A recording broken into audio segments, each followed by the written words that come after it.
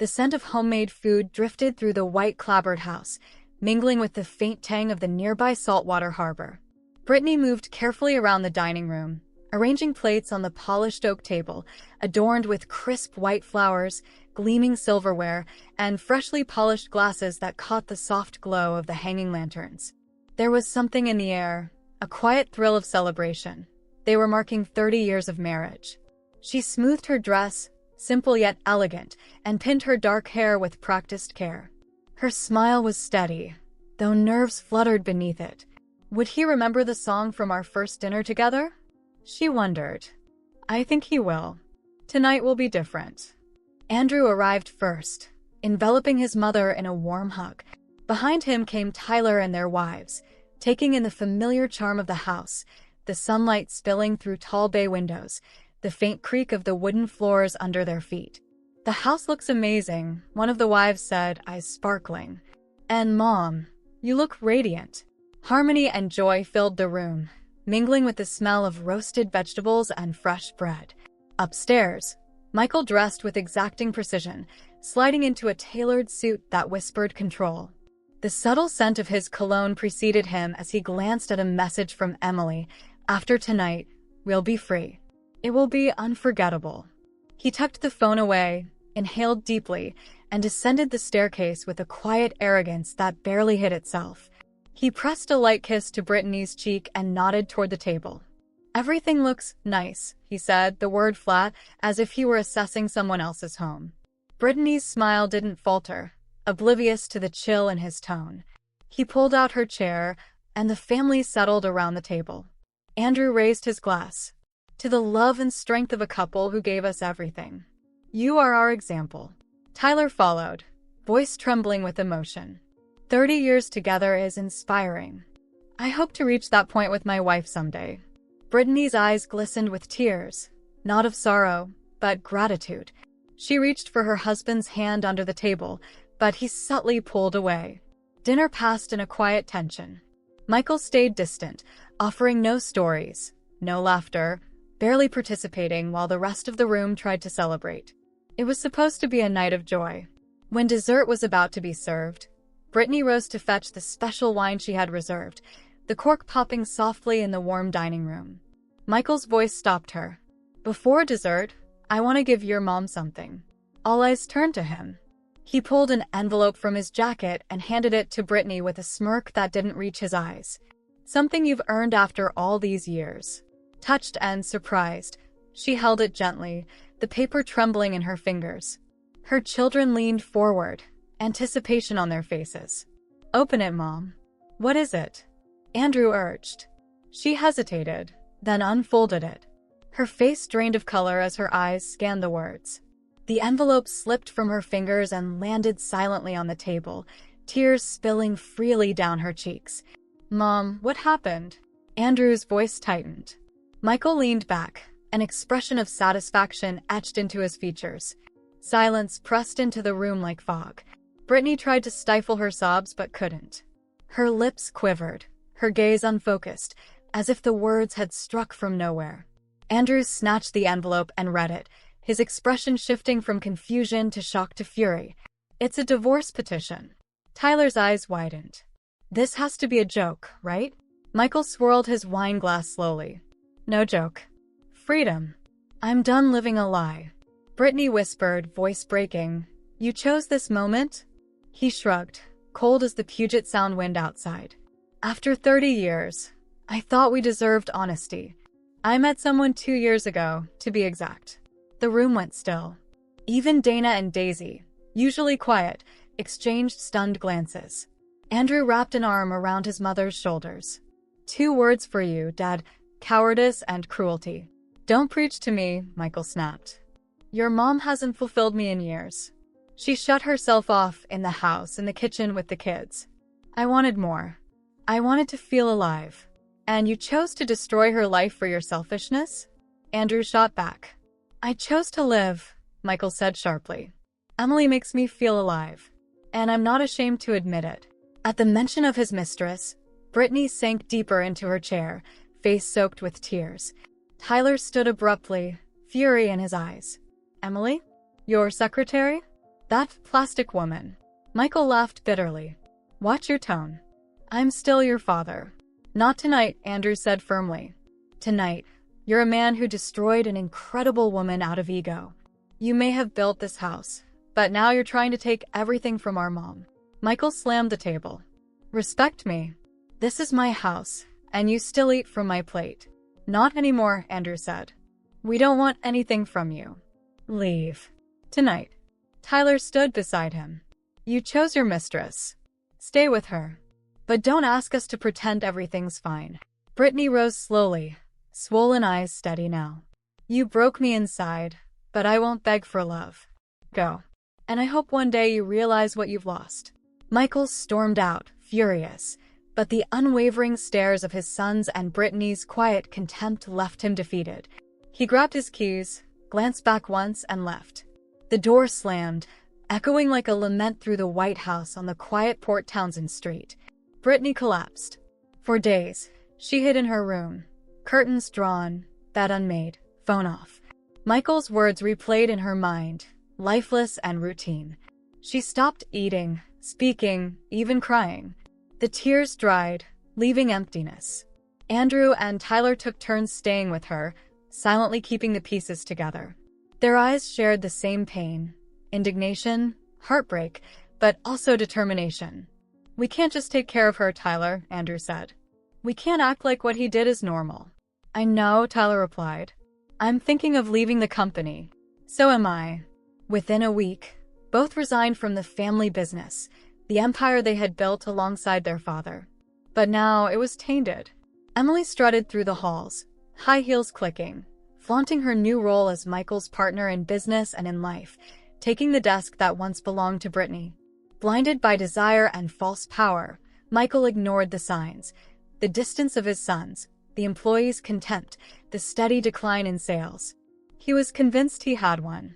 Encouraged by Nancy, a neighbor in event planning, Brittany reluctantly began attending small gatherings. At first, out of obligation, but gradually, the warmth of her children, the steady presence of Dana and Daisy, and lighthearted conversations with new friends began to revive something she thought lost, the joy of being herself. One weekend, she accepted an invitation to a women's retreat, not religious, just quiet days in nature and shared stories of survival. When she returned, she stood taller, fragile yet luminous, a hunger for life in her eyes. I won't cry over someone who used me, she told herself. I want to live. And if I fall, it will be by my own steps, not anyone else's. Meanwhile, Michael celebrated a month with Emily at an expensive restaurant overlooking the harbor. She smiled sweetly at him, excusing herself shortly after the toast to take a call. 30 minutes later, she returned laughing, claiming it was a friend. Michael suspected nothing. Not yet. At home, Brittany packed a small suitcase. She was leaving again. She didn't say where, only that she needed a change of air. Her children didn't question her. Go, Mom. You deserve the world, Andrew said. And if the world scares me, I'll run back home, she said with a smile. You won't have to. We'll be here. She left, not with bitterness, but with a hunger to rediscover herself. Her destination was a quiet coastal city, tucked between mountains and the harbor, carrying the crisp, salty air of new beginnings. Brittany walked alone along the shoreline at sunrise, the wind tangling her hair, her bare feet sinking into the sand as if it were her first time.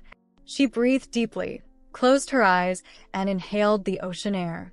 For the first time in a long while, it didn't hurt. On her third day, during a cultural tour with her hotel group, she heard a familiar name. A tall man with silver hair and glasses hanging from his collar turned around. Their eyes met. There was a second of silence, a recognition that crossed years like lightning. Brittany. She smiled, surprised, unsure what to say. Frank. He had been the boy she loved before meeting Michael, a youthful romance that hadn't worked out because life had taken them in different directions. He went away to study. She married young. Yet after all these years, the connection hadn't disappeared. They began talking as if they had seen each other just last week. They laughed at life's twists and shared both stories and silences. He told her about his wife, who had passed away 5 years earlier. She didn't go into detail about her marriage, but said enough for him to understand that something inside her had been broken and was still healing. Over the following days, they walked together through the city, drank coffee in cozy cafes, and sat on park benches watching people go by. Frank was kind, respectful, attentive. He listened. And Brittany felt seen in a way she hadn't in years. "Were you always this calm, Frank?" she asked one afternoon, the harbor sparkling behind them. "And you," he replied, smiling softly, "you always had that light in your eyes. I'm glad to see it's still there." Her smile was wet with tears, but they were good tears, tears of gratitude, of joy. When Brittany returned home, she wasn't the same. It wasn't just her lighter look, her renewed energy, or the care she now put into herself. It was her voice, her presence, her spirit. She was alive again. Andrew noticed instantly. "Mom, did something happen on that trip?" She laughed. "It did. I remembered who I am." Tyler jumped in. "Does he have a name?" She hesitated, then truly laughed. "Frank." Her sons exchanged a look of complicity and pride.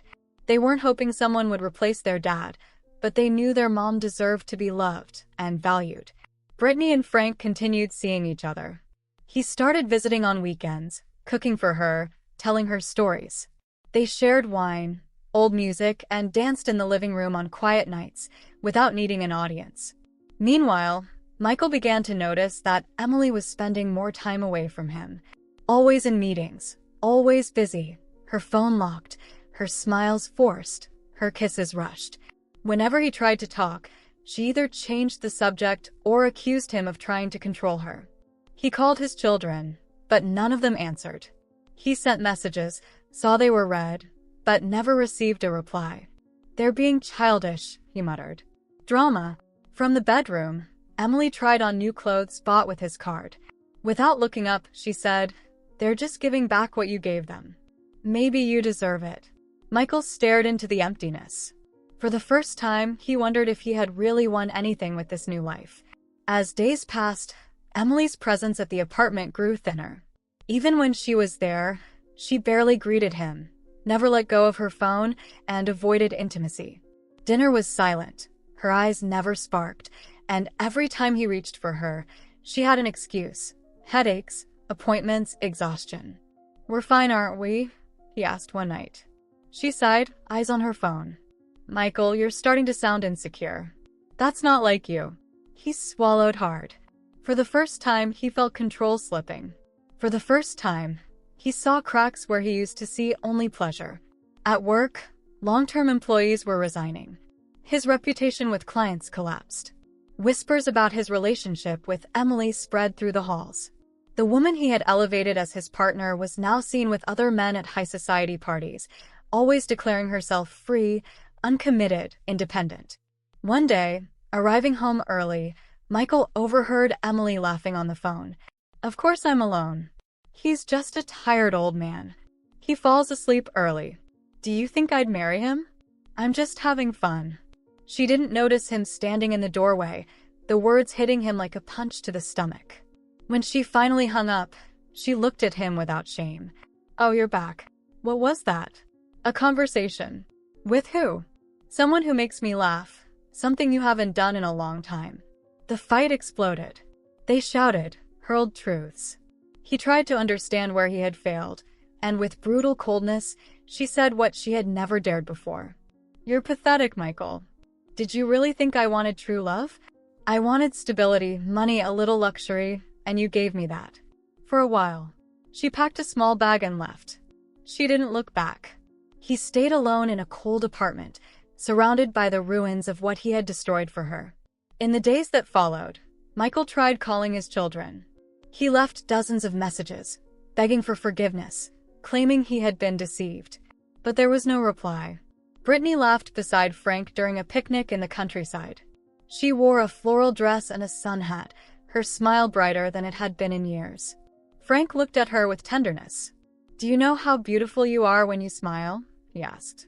Brittany tilted her head back, closed her eyes, and breathed deeply. "For so long, I felt like I wasn't worth anything.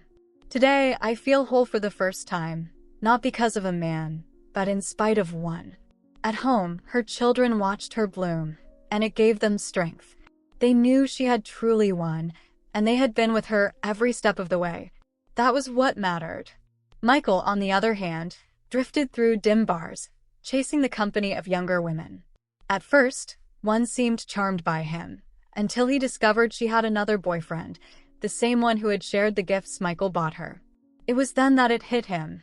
He had become an easy target. Nobody admired him anymore.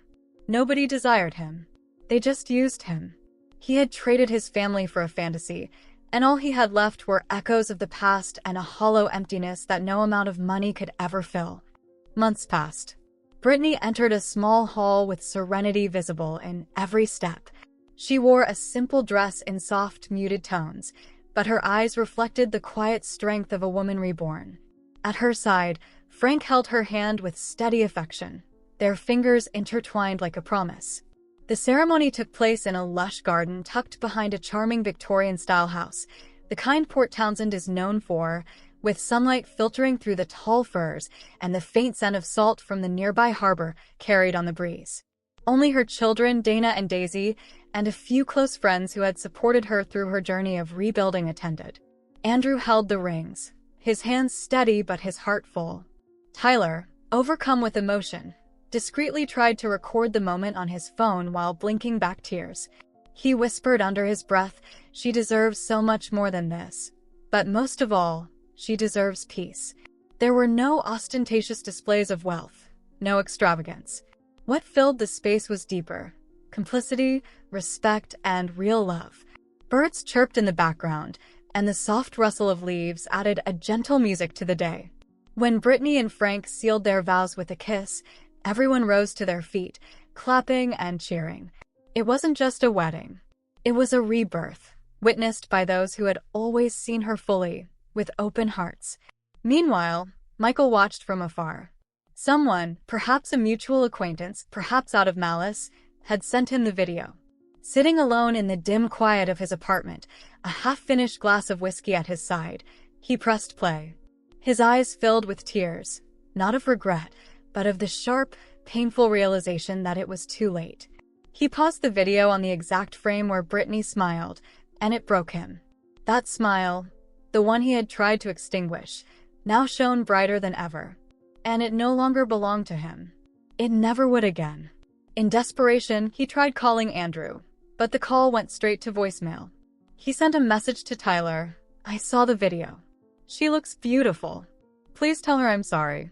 There was no reply. In the background, the new woman he had involved himself with shouted into her phone, no doubt at another of her boyfriends. Michael sat still, drained, deceived, discarded, and forgotten, all because of his own choices. Brittany danced freely with her sons at the small reception in her backyard. The laughter was genuine, mingling with the faint smell of blooming gardenias and the salty air drifting in from the harbor. Frank drew her close by the waist, and together they stepped aside from the crowd for a quiet moment. "Do you think it's too late to be happy?" he asked softly, his voice low over the gentle hum of conversation and the distant calls of seagulls. Brittany looked up at the sky, painted with the soft pastels of late afternoon. "It's never too late to wake up from a nightmare. And it's never too soon to live the life we truly deserve." Music floated across the garden, soft piano and acoustic guitar. Andrew and Tyler lifted their glasses in a toast to their mom, while Dana and Daisy hugged her tightly, laughter and affection mixing in the warm air. In that backyard, once heavy with sorrow, there was now only life, love, and hope. Later, Brittany walked slowly through her house, sunlight spilling over the polished wooden floors, the scent of fresh flowers lingering in the air. She stopped in front of a mirror, gazed at her reflection, and smiled. She was no longer the same woman. She was stronger, more alive, more complete, and finally at peace.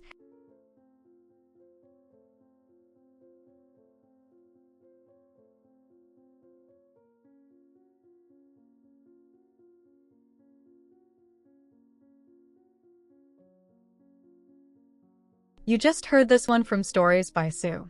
If it resonated, don't forget to like and subscribe. What are your thoughts? Share them in the comments. I'd love to hear. Thanks for watching.